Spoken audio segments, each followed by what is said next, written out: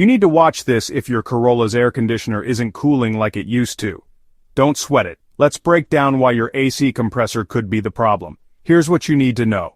The air conditioner compressor is the heart of your Toyota Corolla's cooling system. When it fails, your AC just can't do its job.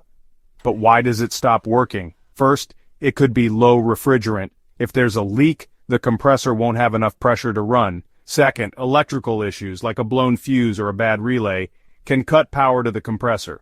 Third, the clutch on the compressor can wear out. No clutch means no cold air. Sometimes it's just old age.